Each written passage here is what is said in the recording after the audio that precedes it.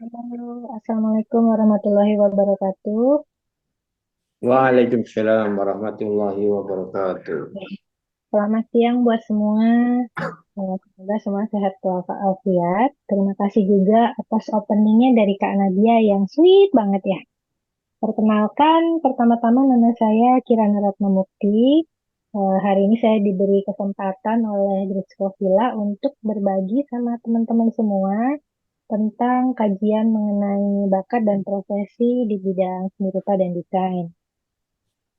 Nah, saya sendiri sebenarnya salah satu pengajar juga kadang-kadang di Villa gitu.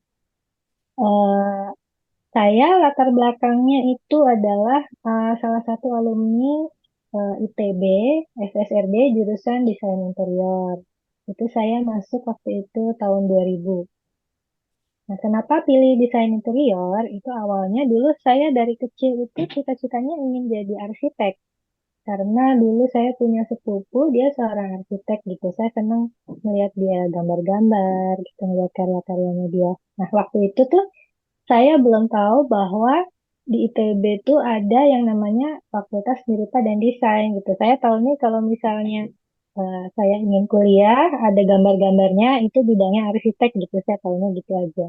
Nah, begitu saya tahu kalau misalnya di ITB itu ada jurusan Fakultas Seni Rupa dan Desain, saya langsung tuh ngebut pengen ke sana gitu. Karena sebenarnya arsitek eh, nggak terlalu pengen banget juga, karena saya suka gambar-gambarnya, tapi kurang suka sama hitung-hitungannya gitu.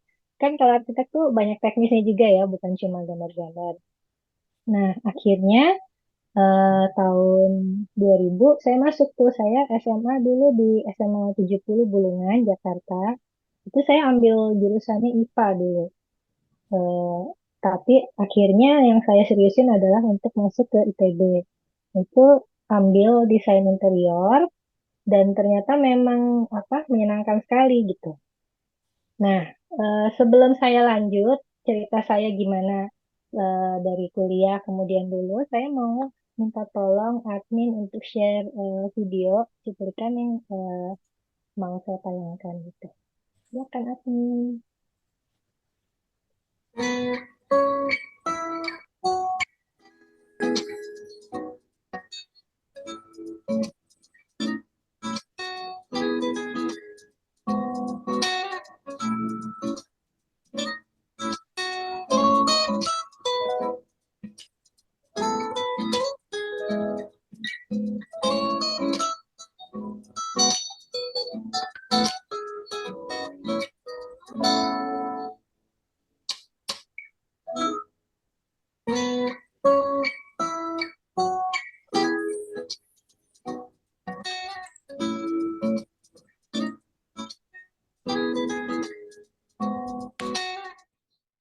Oke, terima kasih.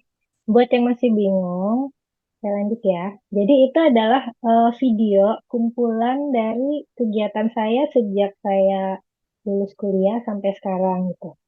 Jadi awal saya lulus dari desain interior, itu saya nggak langsung bekerja di konsultan interior. Biasanya kan kalau teman-teman tuh lulus interior langsung bekerja di konsultan interior. Nah, saya waktu itu ngajar di ITENAS sebagai dosen FSRD gitu, atau dosen luar biasa gitu. Kemudian sambil ngajar, saya juga dipanggil, maksudnya ditawari untuk kerja membuat artwork. Jadi ada konsultan artwork gitu. Terus saya eh, diminta untuk jadi salah satu desainernya gitu. Kerjaannya tuh kalau artwork itu seperti kalau misalnya kita ke lobby hotel gitu, kan ada meja resepsionis gitu. Nah, di belakangnya suka ada backgroundnya yang seperti apa? Ada hiasan-hiasan yang cantik gitu. Terus ada patung di gerbang atau misalnya di dinding hotel atau kantor misalnya di lobi kantor. Nah, itu biasanya dari artwork. Nah, awalnya pun saya nggak tahu kenapa kok dari interior saya dipanggil, maksudnya diajak teman untuk ke artwork, tapi ternyata menyenangkan juga gitu. Jadi ternyata interior design selain menata ruangannya, saya juga bisa lebih spesifik untuk artworknya. Nah, kemudian eh, saya harus pindah tuh dari artwork, itu kan di Bandung. Kemudian saya harus pindah ke Jakarta pada saat itu karena saya mau menikah gitu. Nah, akhirnya eh, waktu itu apa bos saya tuh senang sekali sama saya yang di Bandung gitu. Wah, sayang nih kamu keluar gitu. Sebenarnya saya pasti pengen kamu kerja di sini gitu. Tapi karena memang udah harus ke Jakarta, akhirnya dia merekomendasikan saya ke temennya. Temennya itu dia lighting consultant. Jadi beda lagi nih, bukan artwork, bukan interior design, tapi lighting consultant. Lighting consultant itu adalah konsultan yang bekerja sama dengan arsitektur dan desain interior, yaitu untuk merencana lighting atau penataan pencahayaan seperti di hotel, di mall, atau misalnya di kamar hotel, di kantor gitu. Nah, itu tadi ada di video cuplikannya juga pekerjaan saya waktu mengerjakan lighting seperti apa gitu. Kemudian habis itu saya sempat juga wira swasta, jadi iseng-iseng gitu saya bikin produksi beanbag chair gitu, kayak kursi yang dari semacam bahan kulit gitu, lalu dalamnya ada biji-biji styrofoam. Nah, itu saya juga pernah ngerjain. Saya apa mengatur sendiri bagaimana bentuknya, warnanya, cari bahannya, penjahitnya, jualannya gimana. Pokoknya waktu itu saya coba eh, berwirausaha sendiri gitu. Kemudian saya juga pernah ngerjain yang namanya free magazine tentang eh, art and design. Itu tadi ada juga cuplikannya, ada majalah kecil-kecil gitu. Itu saya sempat tayang beberapa episode gitu, cuma karena kehabisan pendanaan jadi akhirnya berhenti dulu gitu. Terus abis itu saya juga pernah eh, waktu itu zaman-zaman baru mulai online shop gitu ya. Belum ada Tokped, belum ada Shopee, itu online shop tuh masih di Facebook gitu. Saya nyoba bikin online shop karena pada saat itu saya baru punya anak gitu, punya bayi. Saya nggak apa mau jaga anak saya sendiri, terus nggak ingin kerja di kantor, tapi saya pengen punya kegiatan gitu. Akhirnya saya buka online shop, terus saya jual yang namanya itu custom t-shirt. Jadi saya menerima pesanan t-shirt, kemudian mereka bisa request mau gambar apa, terus saya bikinin gambarnya. Kemudian saya punya apa vendor tukang sablon, kemudian nanti seminggu eh, pesanannya jadi, biasanya tuh untuk acara ulang tahun atau t-shirt sekeluarga besar atau gimana. Kemudian habis itu saya juga mengajar karena memang dari awal saya senang ngajar gitu ya. Saya pernah ngajar di Villa Merah juga, terus ngajar art and craft, kayak les-lesan untuk anak-anak kecil juga. Nah, ini yang agak beda karena saya tuh seneng ngajar, tapi pada dasarnya orangnya pemalu gitu. Kalau misalnya di depan umum tuh suka grogi, akhirnya saya ngambil yang namanya public speaking gitu. Nah, ini beberapa gambar-gambar. Ini waktu saya ngajar anak-anak. Nah, saya ngambil public speaking itu tujuannya adalah supaya saya lebih lancar ketika ngajar gitu. Ini saya pernah jadi juri juga, kadang saya diminta juri untuk acara event di mall atau di mana misalnya ada lomba gambar gitu. Saya suka dipanggil untuk jadi juri juga. Terus yang terakhir-terakhir itu tahun 2019 itu saya belajar graphic recording.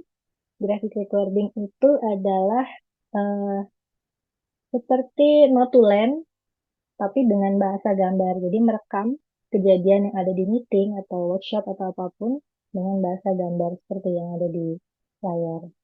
Nah, jadi eh, kalau bisa disimpulkan, oh ya saya pernah juga waktu pandemi itu karena nggak ada kerjaan di rumah, akhirnya saya bikin video-video tutorial gitu ya. Saya bikin, nah gambar-gambar seperti ini, lalu saya belajar gimana cara masukin ke YouTube gitu, gimana apa bikin covernya dan segala macam ya, karena mau ngapain lagi gitu ya di rumah nggak ada kerjaan, akhirnya bikin-bikin kayak gini. Nah, orang suka ngeliat ini Kirana nih kok banyak banget ya segala dicoba gitu. Nah, kan ada istilahnya nih, kalau misalnya di ITB itu namanya, saya anak ITB yang tulen. Maksudnya gimana? Jadi di ITB itu ada pepatah, lulusan ITB itu mahir di berbagai bidang kecuali di bidang jurusannya sendiri gitu. Jadi maksudnya itu bercandaan sih ya. Jadi saking orang ITB itu suka mencoba macam-macam gitu, jarang yang tetap ada di bidang yang dia itu belajar pertama kali gitu. Kayak saya di bidang desain interior, teman saya yang dari 30-an orang yang masih tetap menggeluti desain interior itu mungkin cuma 10 orang gitu. Yang 20 orang itu udah kemana-mana. Ada yang jadi seperti saya, ada yang ngajar, ada yang jadi fotografer, ada yang kerja di stasiun TV, macam-macam gitu ya. Nah, karena apa sebenarnya ketika kita udah menyentuh dunia kerja, itu yang dilihat bukan cuma nilai dan IPK gitu, tapi keuletan kita, disiplin, teamwork, terus attitude gitu. Gimana semangat kita belajar hal-hal baru, mencoba, jadi eh, tidak berhenti atau putus asa gitu. Karena kayak saya, contohnya, saya di rumah harus ngasuh anak, tapi saya nggak mau diem gitu. Akhirnya saya buka online store, muter otak gimana ya ini supaya kemampuan saya mendesain bisa saya jual, saya bisa menghasilkan uang gitu. Kemudian pas pandemi juga kita kepentok nih nggak bisa kemana-mana. Terus akhirnya saya, yaudah kita bikin YouTube YouTube tutorial aja deh biar apa ada gunanya gitu buat orang lain. Jadi keuletan, kedisiplinan, teamwork, attitude, semangat belajar hal baru, terus kreativitas, juga design thinking. Design thinking itu nggak selalu untuk orang yang di bidang desain. Design thinking itu adalah kemampuan melihat apa permasalahannya, kemudian menjabarkan bagaimana detailnya untuk kemudian bisa mencari kebutuhannya apa, baru nanti berikutnya mencari solusinya apa. Itu design thinking. Design thinking itu jadi kemampuan kreativitas yang sebaiknya tidak dimiliki untuk orang yang hanya di bidang desain gitu. Dan itu kalau orang punya design thinking dan apa ada di dunia kerja itu pasti kepake banget nanti. Jadi biasanya kalau orang-orang yang dari lulusan seni rupa dan desain, mereka dari awal masuk tuh sudah terbiasa dikasih challenge-challenge dan tantangan di bidang kreativitas gitu. Gimana memutar otak dengan ide-ide baru gitu. Jadi biasanya kalau dihadapkan dengan masalah tuh mereka bisa punya ide-ide kreatif yang baru-baru gitu. Jadi karena memang kenapa saya bisa macam-macam gitu mencoba ini itu juga karena kepercayaan orang kepada saya gitu. Jadi saya pas sejak lulus kuliah tuh nggak pernah melamar kerja. Biasanya dipanggil, diajak teman saya ke sana, ditawarin ngajar di sini. Terus habis itu eh, saya baru kerja di sini. Tiba-tiba sana ikut teman saya aja, dia bosnya lighting consultant gitu, udah lighting consultant. Terus saya, di sana tuh lagi butuh pengajar. Jadi saya hampir sama sekali tuh nggak pernah kasih lamaran pekerjaan karena kalau memang orang udah tahu gitu apa profesi kita. Dan kalau saya sih memanfaatkan sosmed ya, sekarang tuh enak banget udah ada sosmed. Jadi saya eh, setiap saya habis eh, apa melakukan sesuatu di bidang pekerjaan saya atau saya habis bekerja atau buat karya itu selalu saya pamerkan ya. Pamerkan nih bukan maksudnya sombong, tapi justru supaya orang bisa melihat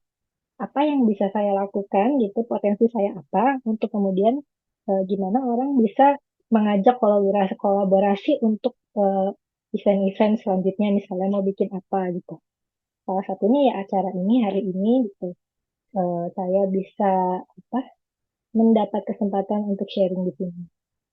Jadi sepertinya itu aja sih sharing saya siang ini. Terima kasih. Nanti mungkin kalau ada tanggapan atau pertanyaan, jadi, saya kembalikan kepada Kak Nadia. Terima kasih. Assalamualaikum warahmatullahi wabarakatuh.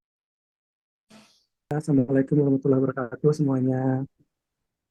Terima kasih sekali atas kesempatannya dan diberi apa ya, ini kesempatan besar untuk bercerita tentang bakat, minat dan profesi ya kali ini ya. Untuk mempersingkat waktu, saya mau share screen boleh ya? Mudah-mudahan kelihatan. Karena dia nanti tolong dipantau kalau nggak kelihatan atau macet langsung kasih tahu aja. Soalnya kadang di tengah-tengah suka berhenti. Terutama ketika nanti ada video, itu kalau tidak bisa diputar, kita skip aja. Gitu. Oke. Supaya mempersingkat waktu. Nah, mudah-mudahan saya berdoa ya, kita semua berdoa mudah-mudahan bermanfaat waktu yang kita jalani, karena waktu kan berharga. Bismillah, saya mau bercerita tentang perjalanan bersama minat, bakat, dan profesi. Saya sengaja memakai kata bersama, bukan mencari. Karena mencari itu seolah-olah kita nggak punya, tapi kalau bersama itu kita sebenarnya udah punya. Kita udah punya ditulis di Lauhul Mahfuz sana, kita udah punya itu semua, sehingga kita mencoba apa namanya membersamai minat, bakat, dan profesi kita dari awal gitu ya. Dan saya mungkin menggunakan pendekatan adalah kadang ke saya, ke anak saya gitu. Jadi kadang menceritakan saya, kadang menceritakan pandangan saya ke anak-anak. Jadi mungkin nanti point of view-nya berubah-berubah.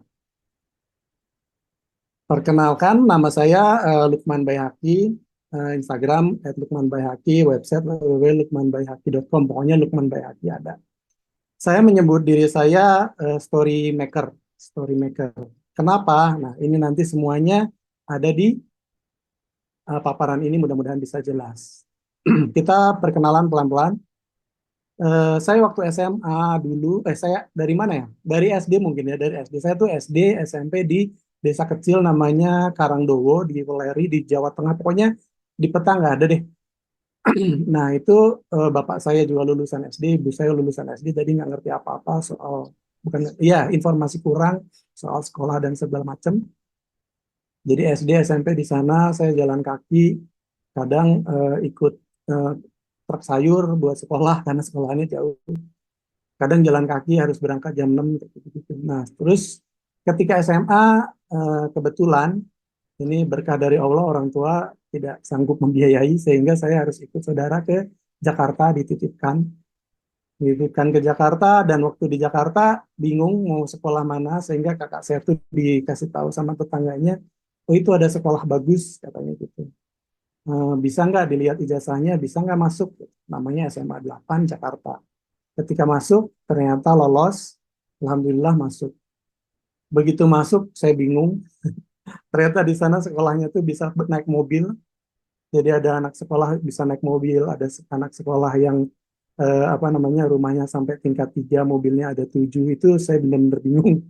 Saya benar-benar kaget gitu. Ada sekolah kadang dari pagi sampai malam karena disambung les. Sementara saya untuk sekolah aja, untuk jajan aja kadang nggak ada. Ya. Udah tuh.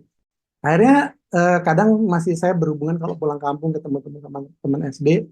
Di sana saya tahu bahwa lulus SMA itu udah paling privilege lah gitu. Lulus SMA biasanya kalau nggak dagang ya jadi TKI, TKW ke luar negeri, atau ya bantu orang tua gitu. Atau ya seketemunya. Sampai suatu saat eh, saya ketemu sama teman-teman SMA, oh enggak, namanya habis sekolah, habis SMA tuh kuliah. Nah, kepikiran tuh untuk kuliah gitu. Memang sih kakak saya beberapa tuh kuliah, tapi ya melihat SMA aja udah susah, ya udahlah. Sampai suatu saat saya lihat tuh kuliah di Trisakti itu mahal-mahal, di pokoknya waktu itu yang belum banyak yang swasta ya. Nah, salah satu yang paling besar Trisakti, wah mahal banget gitu. Kalau untuk negeri saya udah nggak sanggup, belajar aja susah, ngelawan anak-anak yang lesnya bisa dibilang banyak banget tuh susah gitu. Rankingnya jelek lah pokoknya di SMA 8. Sampai suatu saat saya kelas 2 ketemu sama kakak kelas namanya Indra Herlambang, dan dia bilang, Man ini ada sekolahan di Bandung yang eh, tesnya nggak pakai matematika, nggak pakai fisika. Ah yang benar katanya gitu. Iya, namanya FSRD ITB. Modalnya cuma gambar. Waduh, gambar tuh juga nggak bisa. Waduh, gimana? Masa nggak, masa lo nggak kuliah? Ya mungkin iya gitu. Terus saya mencoba tuh, saya lulus 96, saya mencoba tes FSRD itu, dan seperti dugaan saya gagal, nggak bisa masuk FSRD. Terus balik lagi, semua teman-teman pada ikut les. Waktu itu orang tua bilang kalau waktu itu SPP cuma 400.000.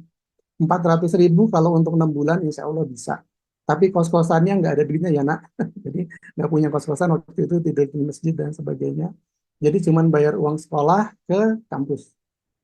Tapi itu juga belum masuk. Nah, saya setahun tuh nganggur, saya kuliah dulu di Politeknik lah, buat apa, biar nggak kosong banget. Tapi sebenarnya di situ saya cuman biar orang tua saya nggak sedih aja gitu. Saya kuliah di Politeknik dengan biaya yang kurang lebih murah malahan. Saya tuh semester 300 kalau nggak salah, 300.000. Terus saya pelajari bagaimana sih sebenarnya masuk FSRD, saya intip-intip tuh teman-teman yang ikut les. Nah, saya malapan beberapa ada yang ikut les. Oh ternyata kayak gitu, saya temu intinya ternyata yang penting gambarnya itu bisa bercerita. Nah udah saya pegang itu aja. Yang penting gambarnya bisa bercerita, cerita apa yang saya sukain. Nah saya udah mulai bercita-cita masuk FSRD ITB. Gimana ya menyiasati orang yang gambarnya bagus-bagus, kayaknya penuh banget satu gambar itu bisa ada 3 orang lagi berantem, ada satu halaman 4 orang lagi kejar-kejaran, udah dikeroyok di pasar, udah gambarnya bagus-bagus. Saya cuman gambar satu orang di tengah-tengah, ini gambar saya. Kenapa saya bisa menggambar ulang? Ini saya gambar ulang karena gambar saya nggak bisa gambar, ini saya hafalin gambarnya. Saya hafalin, yang penting saya bercerita bahwa ada bapak-bapak yang pengen punya anak dan anaknya meninggal sehingga dia harus bikin anak dalam tanda kutip ya dari kayu dan diberi nama Pinocchio. Ini gambar saya masih ingat banget gambarnya seperti ini. Mungkin angle-nya beda dikit, mungkin dulu lebih jelek atau lebih bagus saya nggak ingat. Cuman gambarnya yang item-itemnya seperti ini, ada kapak, ada sepatu, ada api, ada potongan kayu dan sebagainya. Dan alhamdulillah lolos masuk FSRD ITB.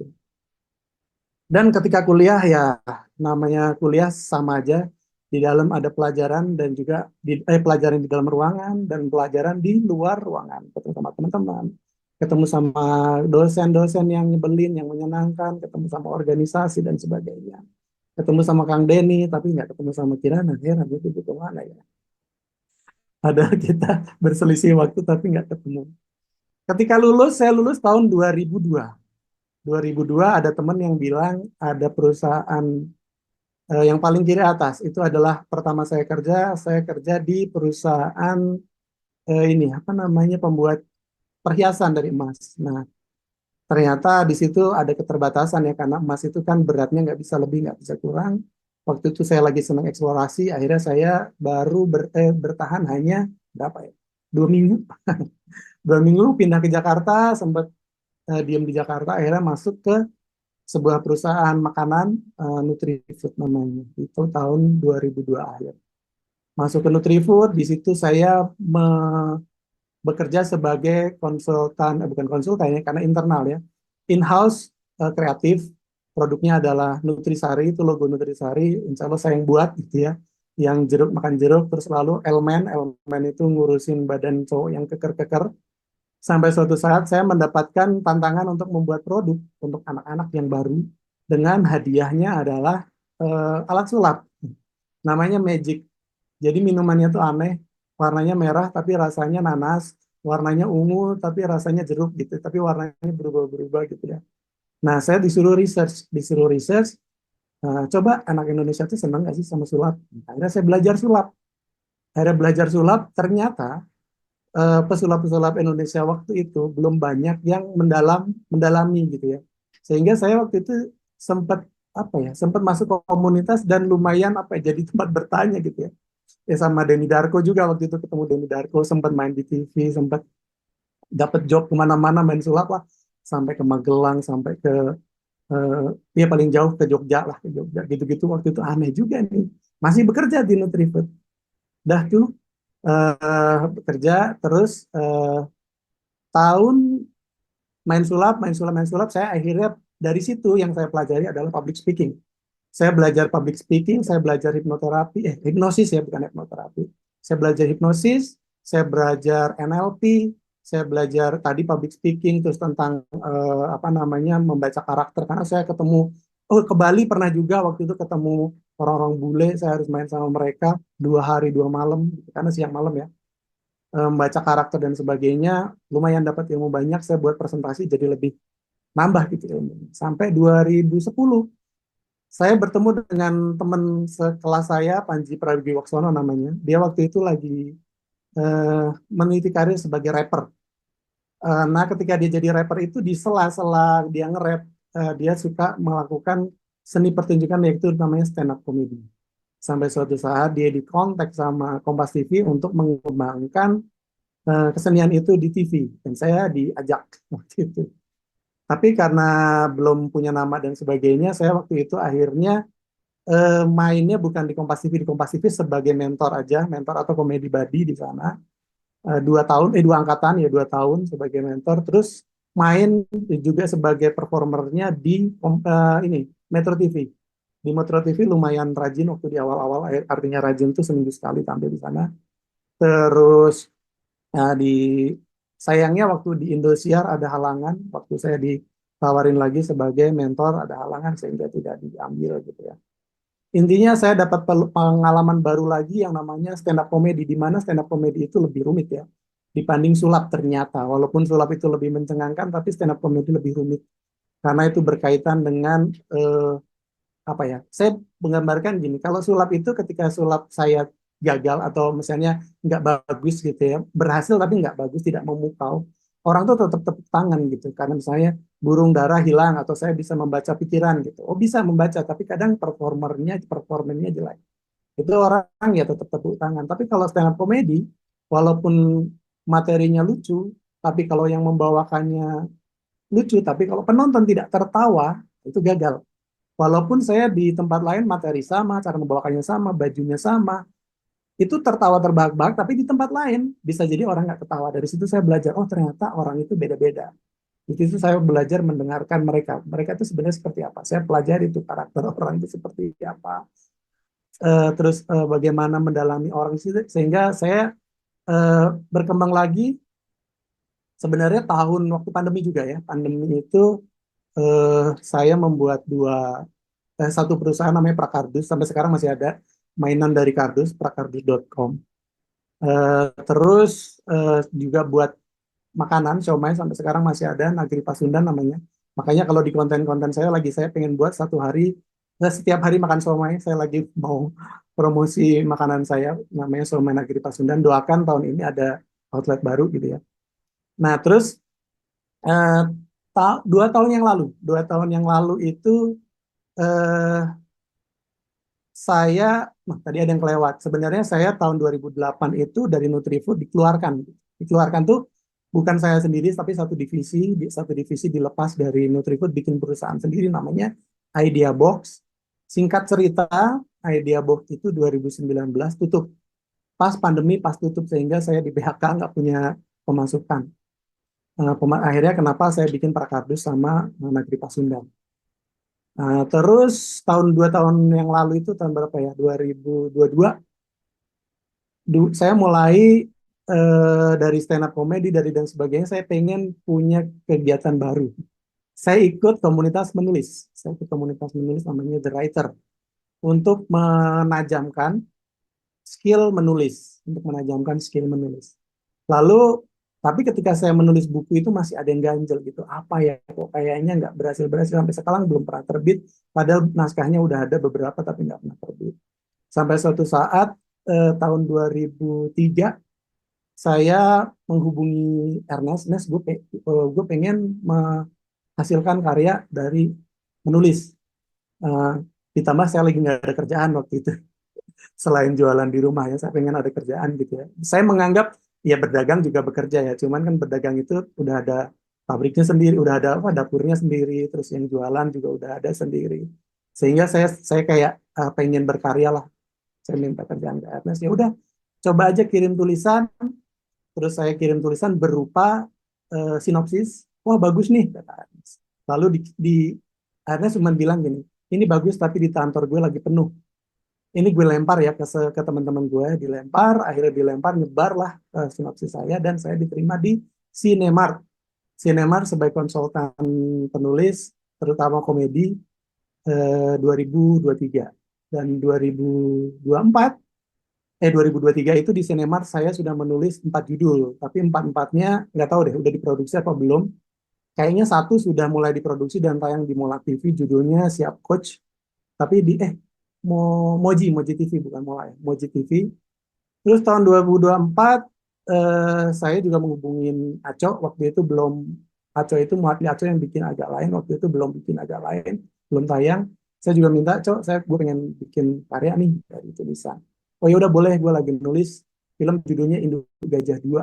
Nah, dari situ, oh ini harusnya digeser ya. Nah ini Induk Gajah 2, kelihatan nggak di layar? Karena dia Kelihatan, Kak. Saya lupa menggeser. Harusnya ini adalah produk Nutrisari, iklannya saya juga yang buat.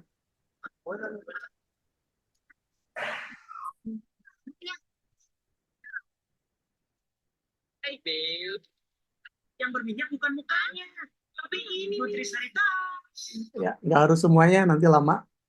Nah, itu iklan yang saya buat, logonya juga saya yang buat. Lalu yang selanjutnya, eh, slide selanjutnya, ini waktu saya stand up comedy, saya pernah bikin show tunggal. Show tunggal waktu itu yang nonton sekitar 200 orang. Judulnya Tuturi Hangapusi. Tuturi Hangapusi ini adalah keresahan saya akan dunia pendidikan, yang sekolah mahal, makin lama makin mahal, sekolah swasta makin banyak, yang mana di swasta itu banyak yang orientasinya adalah ngelayanin orang-orang kaya gitu ya. Sementara yang jarang, bahkan hampir nggak ada swasta yang untuk menjangkau orang-orang yang nggak punya gitu, nggak kelihatan lah. Nah, itu harusnya jadi perhatian negara dan sampai sekarang sih masih belum ya. Saya melakukan show waktu itu 1,5 jam ngomongin stand up comedy tentang pendidikan waktu itu. Terus, nah ini produk yang saya buat tadi, Nagri Pasundan adalah siomay, Prakardus adalah mainan anak-anak. Sampai sekarang masih ada, masih bisa diakses. Lalu ini yang saya bilang tadi, ketika saya minta ke Aco, saya dikasih kesempatan untuk menulis 2 episode, dan juga nggak cuma nulis, tapi juga ikut main. Ikut main sebagai Pak Haji di situ. Pertama kali saya berakting di sini.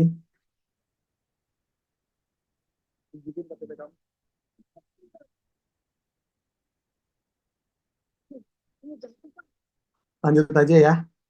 Itu eh, pengalaman saya menulis juga bersama Muhati Aco. Saya sangat dapat istilahnya apa ya, gemblengan lah di sini dari Muhati Aco, bagaimana menulis skenario yang bagus, bagaimana menulis premis yang kuat, bagaimana membuat karakter yang kuat dan sebagainya dari sini gitu ya. Nah terus eh, sekarang saya juga lagi tengah menulis film. Insya Allah mudah-mudahan tahun ini produksi dan tahun depan tayang. Doakan. Jadi dari semua ini sepertinya acak-acakan gitu ya, dari desainer jewelry, marketing buat minuman, buat elemen, buat apa namanya, iklan buat produk elemen, terus jadi pesulap, terus jadi stand up comedy, terus sekarang jadi penulis skenario. Ternyata ada benang merahnya, yaitu saya bercerita. Saya adalah benang merahnya adalah saya menggunakan itu semua dengan kemampuan bercerita. Dan bercerita ini ternyata di dalamnya juga kompleks, tapi alhamdulillah ya saya bertahan di situ gitu dengan kemampuan ini gitu. Saya ingin bercerita sedikit mendalam tentang bercerita, bahwa ternyata cerita itu, nah ini mirip, bercerita itu mirip menyelami kehidupan manusia gitu ya sebenarnya. Jadi story itu adalah ketika tokoh, jadi ketika, oke, mulainya gini deh. Semua film, semua novel, semua cerita, semua apapun, bahkan hidup manusia itu selalu ternyata begini urutannya gitu, seperti ini ya. Jadi ada tokoh atau karakter atau manusia gitu ya, atau bisa juga ikan kalau Finding Nemo. Biasanya dia ingin sesuatu, atau bahasa Inggrisnya want, dia itu pengen, tapi ada rintangan, ada aja rintangannya.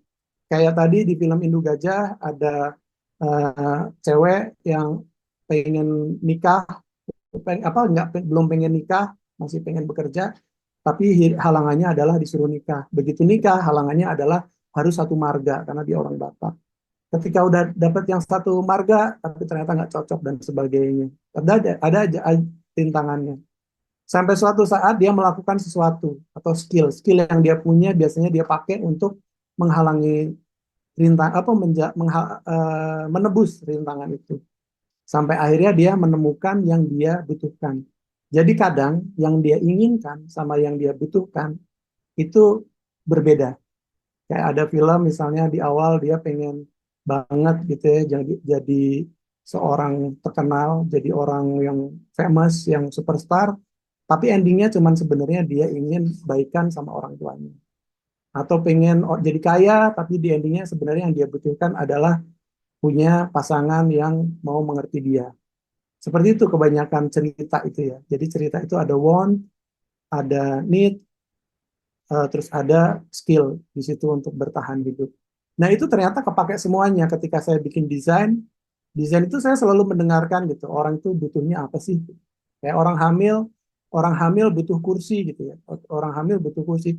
Kalau ditanya, dia tuh nggak tahu sih orang hamil itu bahwa dia tuh butuh kursi. Kalau ketika ditanya, kamu butuhnya apa? Saya butuhnya apa namanya? Ya tempat yang nyaman, yang kayak gimana dia tuh kadang nggak tahu bahwa dia tuh punya problem di situ, dia punya rintangan di situ. Nah sebagai seorang desainer dia menciptakan kursi khusus ibu hamil yang bahkan ibu hamil sendiri tidak membayangkan gitu. Terus ketika saya bikin iklan, ketika kita bikin iklan itu juga saya menerapkan ilmu yang sama. Ketika saya jualan siomay, saya menerapkan ilmu yang sama, yaitu siomay yang ada sekarang itu, yang abang-abang, yang murah itu, konon ada yang menggunakan ikan sapu-sapu, ada yang pakai acinya itu nggak sehat, dan pakai perasa, dan begitu ikannya dari ikan udah mati gitu ya.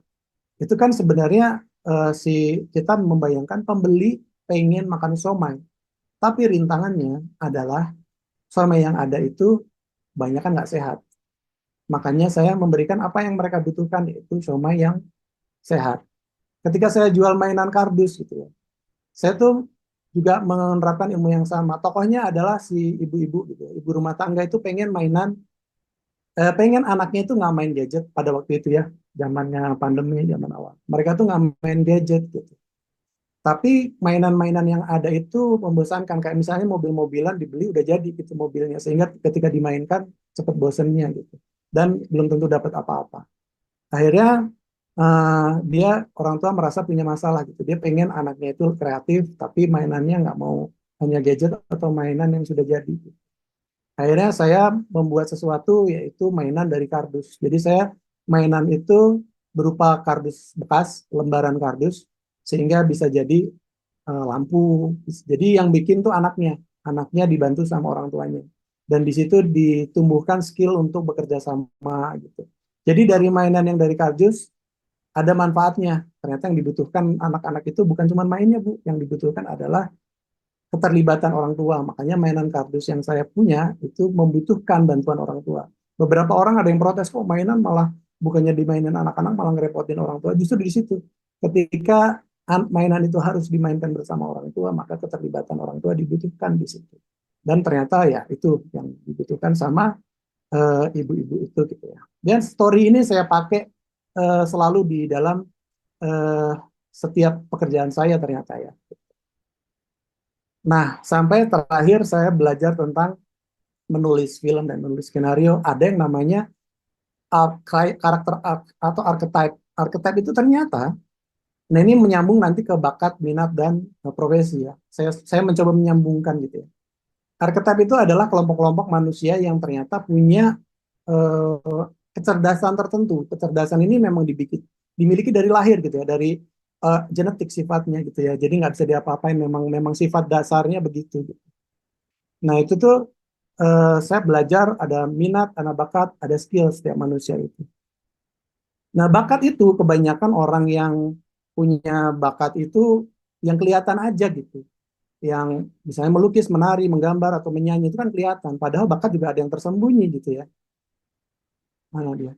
Ada yang berpikir, ada bakatnya berpikir, ada bakatnya problem solving, ada bakatnya sebagai leader, ada bakatnya sebagai pemikir, atau bakatnya problem solver dan sebagainya itu nggak kelihatan.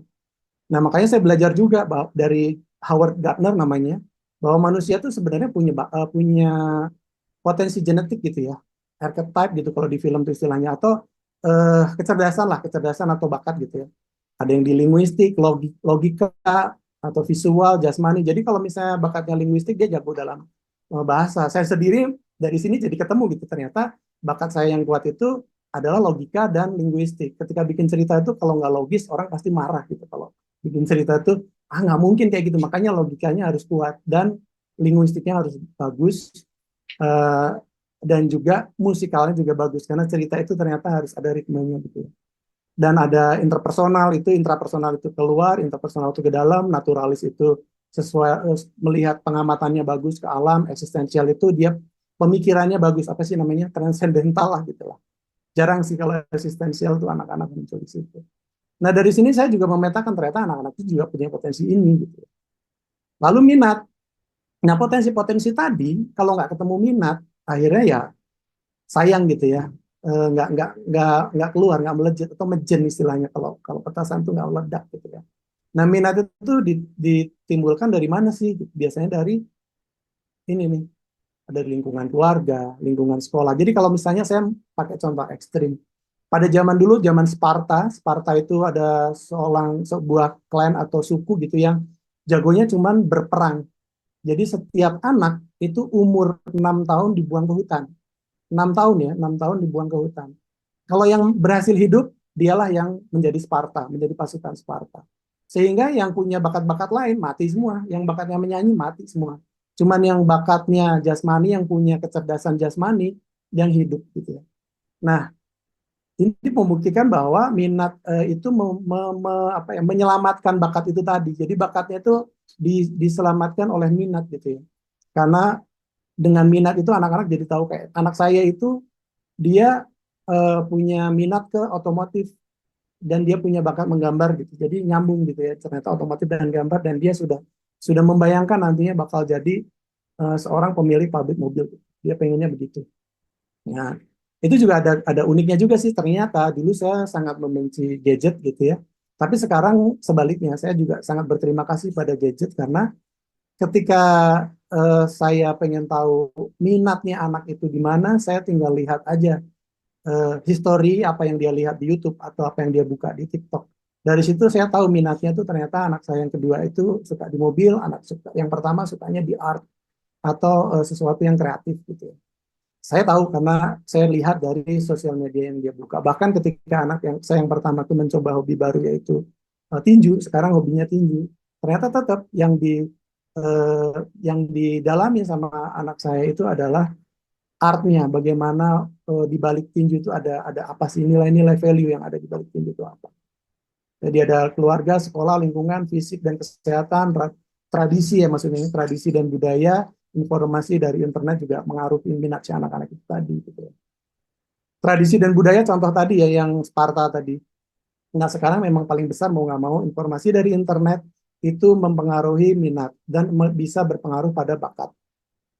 Lalu yang terakhir adalah skill. Skill itu kemampuan untuk menggunakan pengetahuan seseorang secara efektif dan mudah dalam melakukan suatu pekerjaan dan kegiatan. Setelah minatnya ketahuan, setelah bakatnya ketahuan, genetiknya ketahuan, dan lingkungan yang mendukung itu ketahuan, lalu skill apa yang diasah. Nah itu tugas orang tua tuh menemukan skill apa untuk mengawinkan antara bakat dan minat itu tadi.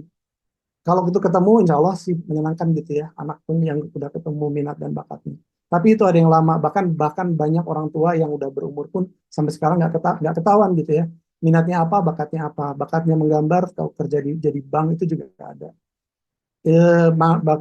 Bakatnya menggambar, tahu-tahu jadi pilot itu juga ada, dan sebagainya gitu ya.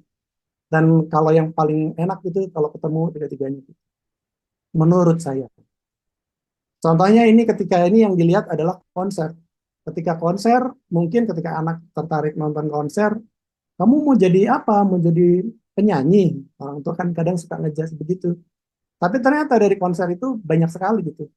Ini yang di atas mungkin ada yang kenal ya Kiki Aulia Ucup itu program director. Dia karena dia suka sudah 30 menit. Nggak apa-apa nih dilanjut apa gimana? Sudah 30 menit Kak Nadia. Nggak apa-apa, mungkin sampai jam 2:10 kali ya Mas ya. Oke, boleh saya ngebut dong.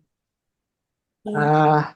Kiki Aulia Ucup ini adalah dia program director, dia bikin pesta pora, dia semua karena kemampuan dia, kepekaan dia menilai mana musisi yang bagus mana yang enggak, sehingga acara yang dia buat selalu ramai dan selalu jadi patokan. Lalu ada si Reza Aktovian atau Reza Arab, musik producer. Dia tuh nggak bisa main musik, tapi dia bisa melanglang buana dari musik dengan grup musiknya namanya Weird Genius. Itu yang dulu Lati, itu yang sempat viral.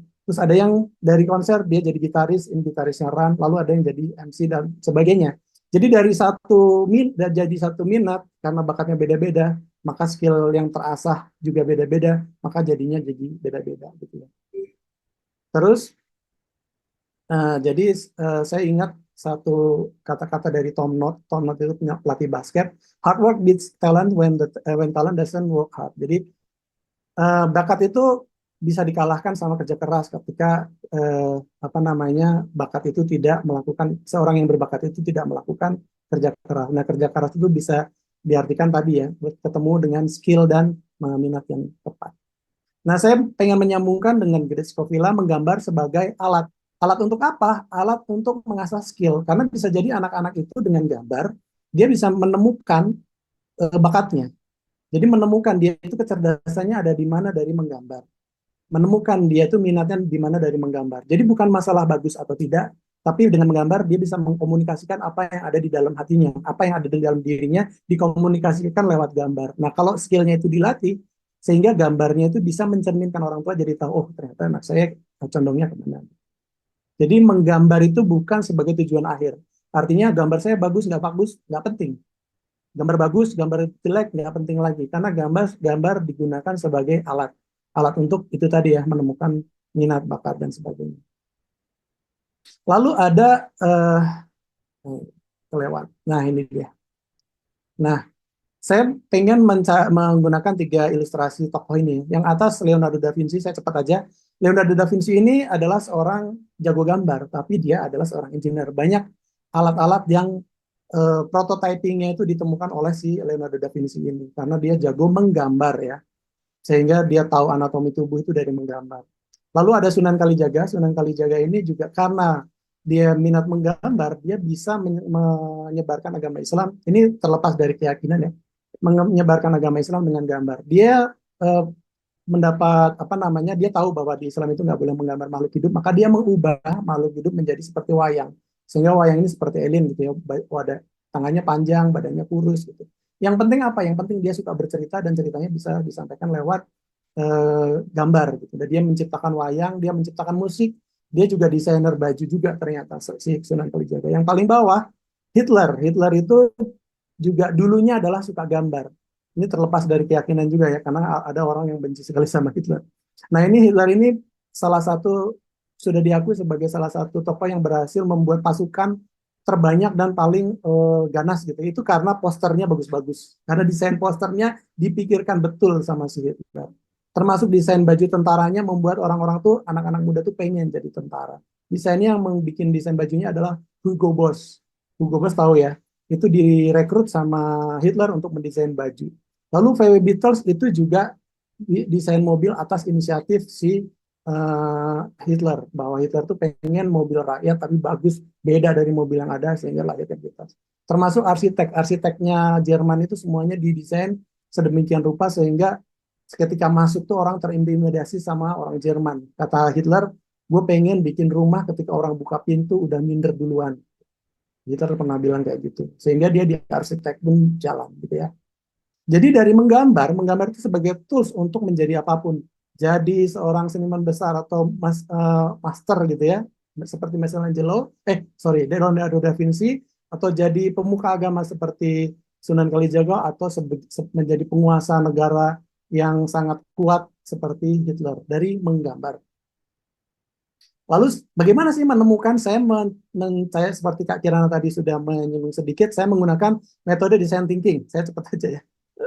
Desain itu banyak orang yang hanya sempit gitu ya, seolah-olah design thinking itu adalah bagaimana merancang tata letak gambar. Padahal design thinking itu termasuk merancang strategi dan segmentasi ketika marketing gitu ya, merancang produk, membuat produk, atau merancang organisasi dalam sebuah perusahaan. Nah, bagaimana sih proses design thinking itu? Ada 5 step untuk melakukan design thinking. Yang pertama, empati. Empati itu ketika kita membuat sesuatu, kita dengerin dulu maunya orang itu apa. Seperti saya melakukan presentasi ini, saya coba gali, saya coba searching apa sih yang orang tua khawatirkan tentang anak. Kan orang tua tuh pengen anaknya tuh menemukan minat dan bakat supaya anaknya sukses gitu ya. Saya dengerin dulu, oh ternyata begini, sehingga saya presentasi, saya susun berdasarkan itu. Terus saya temukan nih, oh ternyata ada nih sesuatu yang bisa gue angkat, yaitu tentang eh, cerita, tentang storytelling, lewat storytelling. Lalu saya bikin ide yayasan itu saya susun nih slide-nya. Saya tambahin cerita tentang Sunan Kalijaga, bagaimana kalau saya tambahin apa dan sebagainya tentang tadi, ini desain thinking termasuk. Lalu saya bikin dan saya tes. Hari ini adalah proses testing saya. Apakah habis ini ibu-ibu dan peserta semuanya, Bapak Ibu, adik-adik semuanya terinspirasi atau tidak, nanti tolong feedbacknya dikasih tahu ke saya supaya saya tahu tes saya berhasil atau tidak. Nah, prosesnya itu nggak runut ya, nggak dari 1, 2, 3, 4 dan sebagainya, tapi bolak-balik. Nah, untuk menemukan bakat ternyata juga bisa menggunakan metode yang sama. Pertama observasi. Observasi anaknya tuh seperti tadi saya observasi melihat historical sosial media anak saya. Oh, ternyata anak saya tuh sering buka tentang otomotif. Habis itu saya pilih. Oke, otomotif saya fokus ke gambar otomotif karena saya sukanya gambar. Nak, kamu suka gambar otomotif nggak? Suka. Dikembangkan lagi, saya suruh anak saya belajar untuk menggambar dari YouTube, dari mana, belajar. Habis itu lakukan, bikin gambar sebanyak-banyaknya. Saya punya target sehari 1 gambar ke anak saya dan dilakukan. Ternyata benar, ketika dites, ternyata benar. Anak-anak saya selama menggambar itu keluar semua tuh tentang mobil. Dia tahu sejarah mobil, dia tahu jumlah mobil di dunia ada berapa, dia tahu bedanya mobil A dan mobil B, tenaga kuda dan sebagainya dites. Lalu ada yang kurang, oh ternyata anak saya nggak suka tentang mesinnya. Balik lagi ketika nggak suka mesin, saya melakukan apa? Jadi prosesnya bolak-balik sampai saya menemukan suatu saat, sebelum selesai, ini prosesnya masih berjalan sampai sekarang ya. Belum selesai sampai suatu saat, mudah-mudahan saya bisa menemukan minat dan bakat anak saya. Gitu ya. Terima kasih. Maaf waktunya berlebih, saya jatahnya harusnya setengah jam. Terima Jadi kasih. yang terakhir ngebut mudah-mudahan bisa diterima. Terima kasih, saya Lukman Bayhaqi. Selamat siang semua teman-teman. Suara saya terdengar jelas ya? Oke, terima kasih Kak Kirana, Kak Lukman yang tadi sudah sharing tentang pengalaman hidupnya yang kayak pengalaman. Terima kasih teman-teman yang sudah hadir semua. Senang bertemu online di webinar yang diselenggarakan oleh Grid Skopilas yang ini. Makasih ya, Grid Skopilas, sudah mengundang saya sharing bersama tentang bakat di webinar Bakat dan Profesi Seni Rupa dan Desain. Oke, perkenalkan saya Elsa Salsabila. Mungkin di antara teman-teman pembicara, hari ini saya berjalan di kehidupan yang paling lompat-lompat, ketidaknyambungnya dengan latar belakang kuliah. Waktu itu bersama teman-teman saya dari SMA 5 Bandung mendaftar STAN dan UMPTN. Alhamdulillah lulus keduanya, yaitu STAN jurusan akuntansi dan psikologi UI. Namun saya setahun di STAN dan tidak memilih psikologi UI juga, gitu ya. Sampai akhirnya di tahun berikutnya ikut kembali pada saat itu UMPTN ya, dan sampai lulusnya itu dari Fakultas Sastra jurusan Jepang Universitas Indonesia. Nah, yang membuat takjub atas berkat rahmat Allah sejak 2008 saya malah bermain-main dengan analisa sidik jari. Ya, menganalisa bakat alami bawaan lahir seseorang. Dan itu sejak anak pertama saya kelas 1 SD hingga sekarang anak saya mau wisuda. Jadi awalnya menekuni bermain-main serius dengan analisa sidik jari itu karena saya sedang mencoba segala tes potensi untuk anak saya. Kebetulan waktu itu TK anak saya kepala sekolahnya dari psikologi UI. Jadi segala macam tes dicoba gitu ya hingga akhirnya saya bertemu analisa sidik jari yang lebih menemukan banyak ketepatan melalui analisa sidik jari. Itu saya bersama teman-teman dari SMA dan juga manajemen pusat, anak Fakultas Hukum UI ya, berputar-putar bekerja sama dengan sekitar teman-teman sekolah juga. Oke. Nah, mengenai bakat ya, tadi itu sudah diterangkan banyak sekali oleh Kak Lukman, lalu juga Kak Kirana menceritakan pengalamannya. Dan berdasarkan pengalaman saya sejak 2008, saya share ya screen tentang apa sih bakat itu gitu ya. Eh jadi sebentar saya coba sharekan ya teman-teman. Lihat ya share-nya ya. Bakat itu sepanjang saya menjalani profesi atau menjalani bermain-main dengan analisa sidik jari, jadi potensi bakat itu adalah potensi yang dimiliki seseorang gitu ya, secara alami sejak lahir dan perlu distimulasi eh, menjadi suatu kemampuan atau kecerdasan yang diasah menjadi skill. Jadi perlu dibedakan antara apa itu bakat dan kemampuan. Ya, jadi kemampuan itu adalah hasil dari proses stimulasi. Jadi bisa jadi bakat yang dibawa dari lahir itu tidak menjadi suatu kemampuan apabila tidak distimulasi. Jadi pada akhirnya kenapa kok banyak juga ya contohnya saya sendiri atau bahkan tadi para pembicara yang kenapa dari sisi bakat yang dimiliki namun profesinya tidak sama dengan yang dimiliki secara bakatnya. Nah, ini kenapa? Karena betul apa yang dibicarakan oleh Kak Lukman bahwa semua itu pasti butuh yang namanya stimulasi lingkungan gitu ya, yang perlu mendukung dari bakat tersebut. Nah, berdasarkan pengalaman sejak 2008, bakat itu adalah respon spontan. Ya, respon spontan itu artinya eh, yang bila tidak dilatih pun dia akan keluar. Namun bisa jadi tidak menjadi kemampuan. Wah, maaf nih saya sapa dulu sebelumnya SMK Tri Sukses Depok ini satu kelas ya. Wah, halo semuanya, selamat siang.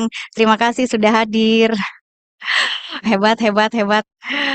Oke, di sini ya. Jadi adik-adik dong ya, bukan teman-teman nih. Jadi di sini yang namanya bakat kalian nih ya, bakat kalian di sini itu adalah kalau secara bawaan lahir semua orang itu membawa potensi dan itu potensi-potensi itu adalah respon spontan. Respon spontan itu artinya yang akan muncul ya akan muncul misalnya dalam hal bahasa ya. Saya contohkan yang paling mudah selain gambar juga ada bahasa karena tadi sudah dijelaskan tentang gambar. Nah, tentang bahasa, bila ada seseorang memiliki bakat bawaan lahirnya adalah bahasa, dia respon berbicaranya akan sangat cepat. Respon komunikasi, respon berkata-kata, ya, respon berbahasa. Namun dalam berbahasa asing bagaimana? Kemampuannya. Nah, kemampuan itulah yang perlu diasah melalui apa? Melalui kursus, ya, atau bahkan mungkin kuliahnya ambil bahasa. Nah, itu akan menjadi suatu kemampuan.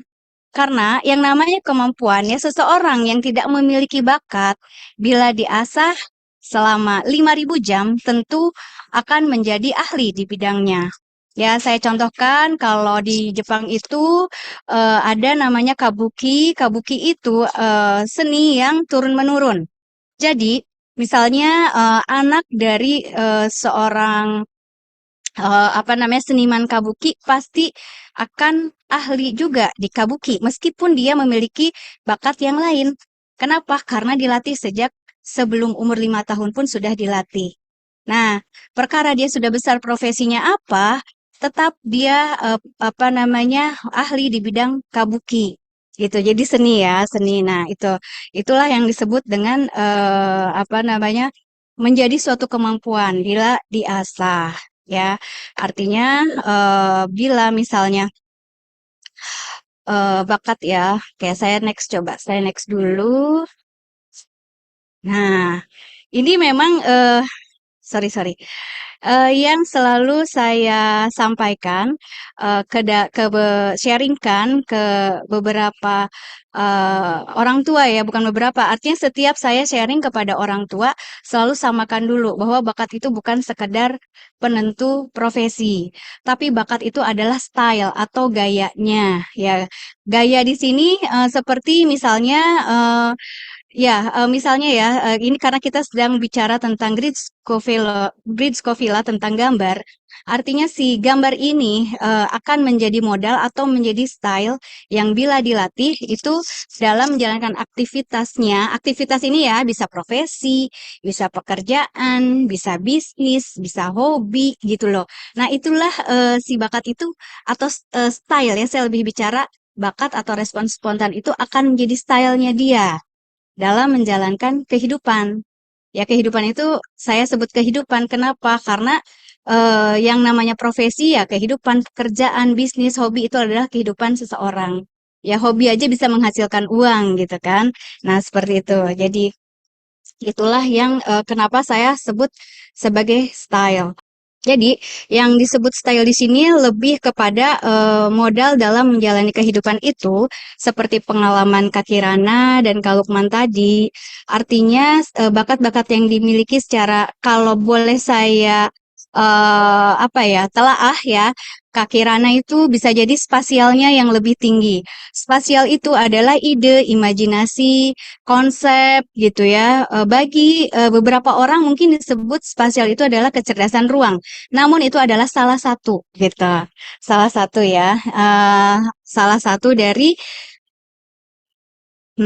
kecerdasan yang dimiliki oleh seseorang. Nasi spasial atau ide, imajinasi, konsep kekiran itu sangat banyak. Sehingga ketika dia mempelajari suatu hal, itu akan mencoba sampai bisa. Kenapa? Karena setelah bisa, saya coba dengan ide yang baru lagi. Gitu. Karena itulah kreatif. Jadi kreatifnya tersalurkan. Tersalurkan. Karena orang kreatif itu memang tidak bisa dibatasi. Tidak bisa dibatasi gitu ya. Nah, seperti halnya, eee, misalnya ya, oke, ini tadi juga sudah digambarkan ya oleh, Kak Lukman. Jadi di sini memang yang namanya, area bakat itu ada beberapa bagian, ya, ada yang berhubungan dengan logika, matematika, intrapersonal, interpersonal gitu ya. Di sini mungkin keketiknya harusnya interpersonal nih salah satu yang ini ya. Lalu spasial, body, kinestetik, linguistik ya. Nah, di sini yang disebut dengan spasial di sini. Jadi dia itu memang banyak sekali ide-ide konsep yang memang perlu dituangkan menjadi suatu karya. Itu yang disebut dengan spasial. Nah, karyanya apa? Bisa karya yang memang 2 dimensi, 3 dimensi, atau yang memang abstrak gitu ya. Jadi sesuatu yang sifatnya karya. Tuh. Nah, dan ini pun sangat penting dalam hal membangkitkan atau menstimulasi si bakat yang dimiliki, yaitu gaya belajar. Jadi, gaya belajar ini adalah daya ungkit. Kalau boleh dibilang daya ungkit, bagaimana membangkitkan si style atau potensi yang dimiliki. Nah, saya melihat di Grid Scoville ini terakomodir ya gaya belajar visual gitu, sangat-sangat terakomodir visual dan kinestetik yang mana secara persentase di dunia gaya belajar itu lebih banyak orang di visual dan kinestetik. Karena auditori nih bicara seperti ini hanya 20% dari populasi di dunia. Jadi ya otomatis penerimaan menerjemahkan sesuatu itu akan lebih mudah diterima bila ada konsep penggambaran visual dan kinestetik atau dengan contoh dan praktek langsung kinestetik itu gitu ya. Nah, itulah yang sebenarnya kenapa saya bilang bahwa gaya belajar itu sebagai si bakat tadi sebagai modal gitu ya, sebagai modal misalnya bila dengan yang diakomodir di Grid Scovilla yaitu dengan gambar, ya artinya modal di sini seandainya gitu. Kan belajar nih, terus ini kan sesuai judulnya nih ya, bakat profesi gitu. Apakah dengan belajar gambar lalu saya harus menjadi seorang yang berhubungan dengan gambar nih nanti profesinya gitu kan? Nah, bisa saja gitu dia itu belajar gambar atau skill gambarnya itu diasah dalam rangka apa? Oh, ternyata dia masuknya ke teknik. Nah, si gambar itu jadi modal dalam rangka bagaimana sih menggambar teknik yang tepat gitu ya, bagaimana secara skala, secara ukurannya, dan itu yang dipelajari di Scovilla gitu ya. Terus udah gitu juga atau misalnya ternyata pada akhirnya dia masuknya komunikasi nih, belajarnya di Scovilla gitu. Kok kuliahnya komunikasi gitu ya. Loh, ternyata dengan dia kuliah di komunikasi, si gambar itu menjadi modal, menjadi apa namanya?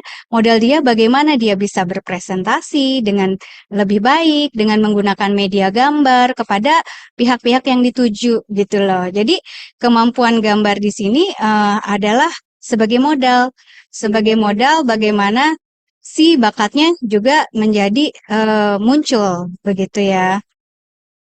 Baik, saya juga di sini sampai berapa menit, Pak Arkan? 10 3. Oke. Nah, di sini oke.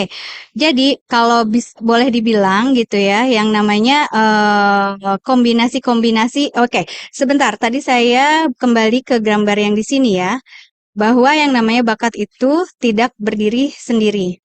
Nah, di sini tentu saling berkaitan ya, saling berkaitan antara satu bakat yang dimiliki seseorang dengan bakat yang lainnya. Jadi satu grafik dengan grafik yang lain itu saling berkaitan.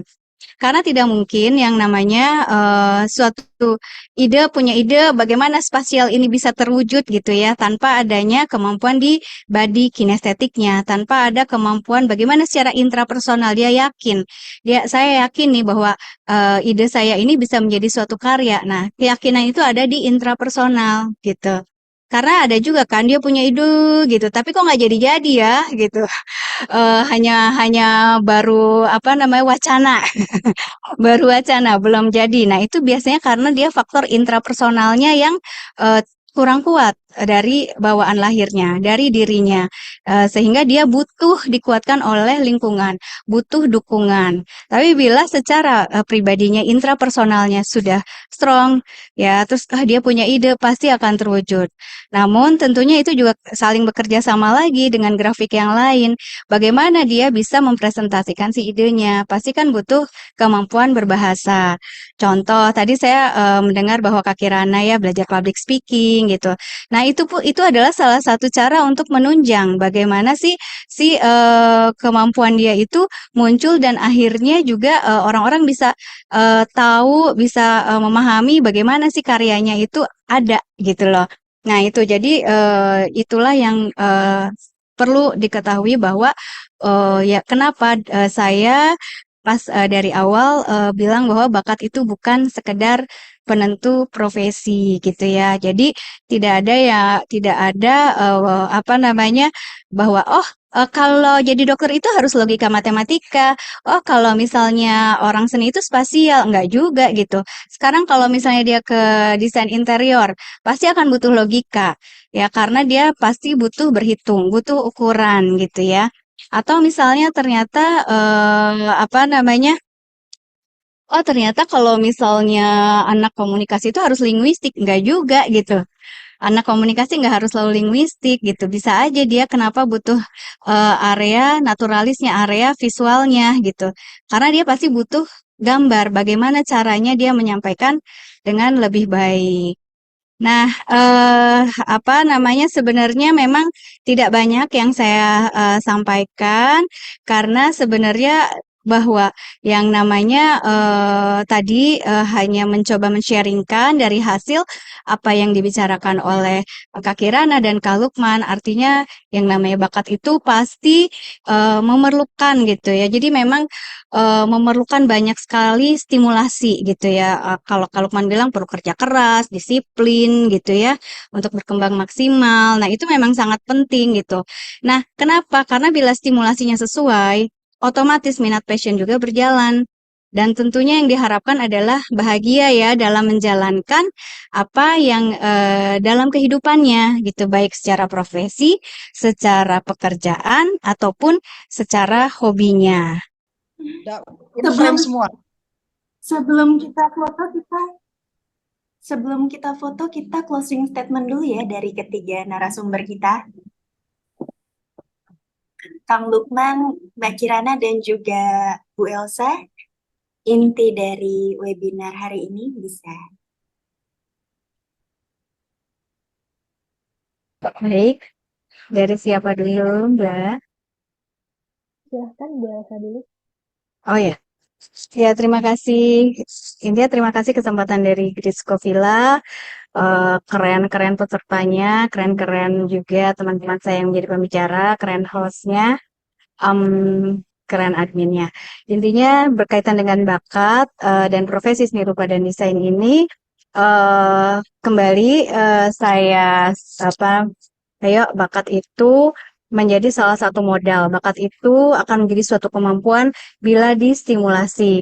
Dan bakat itu akan menjadi suatu hal yang membahagiakan, menyenangkan gitu ya, bila stimulasinya sesuai. Sehingga minat, passion, dan hasilnya akan dijalankan dengan bahagia, dengan pengharapan sukses dalam karir yang dibangun ya. Kombinasi dari berbagai faktor inilah yang tentunya akan mendukung semuanya. Terima kasih. Dan saya yakin Grisco Villa menjadi salah satu sarana untuk mendukung melatih dari bakat yang dimiliki. Oke, terima kasih. Terima kasih Bu Elsa. Sekarang lanjut mungkin dari Mbak Kirana. Oke, saya di sini sebenarnya bukan sebagai narasumber, saya justru banyak belajar dari narasumber-narasumber lainnya gitu dan juga dari pertanyaan peserta gitu ya. Terima kasih buat semuanya. Kalau dari saya sendiri, eh, saya memang kebetulan dianugerahi bakat gitu ya dari kecil gitu. Eh, tapi memang seiring dengan berjalannya waktu, ternyata bakat itu bukan satu-satunya yang bisa diandalkan. Lebih penting adalah kerja keras dan keinginan belajar terus gitu. Apalagi untuk orang seusia saya gitu. Kalau saya jadi ketika zaman saya belajar dulu seni rupa dan desain itu belum banyak fasilitas di bidang digital dan sebagainya. Dan kalau saya nggak mau belajar, itu saya kalah dengan yang muda-muda. Jadi saya pun di usia ini saya masih mau belajar terus. Saya belajar digital dan saya belajar aplikasi yang baru supaya apa nggak kalah gitu. Jadi untuk belajar jangan putus asa. Masih banyak nggak ada kata telat untuk belajar itu aja. Terima kasih. Baik, terima kasih Mbak Kirana atas closing statement-nya. Dan terakhir mungkin dari Kang Lukman. Ya, dari saya terima kasih juga atas kesempatannya. Eh, Pokoknya nikmati waktu yang ada, kerjakan kalau sama anak, kalau diri sendiri juga, nikmati waktu yang ada, terus perlu ditekankan bahwa profesi yang sekarang ada, belum tentu nanti ada. Dan sebaliknya, profesi yang sekarang nggak ada, nggak kepikiran, nanti bisa jadi ada, dan yang mengadakan adalah kita atau anak-anak kita. Jadi kerjakan sesuatu yang sekarang lagi dikerjakan dengan gembira, dan jadikan menggambar sebagai sarana untuk melejitkannya. Gitu. Terima kasih.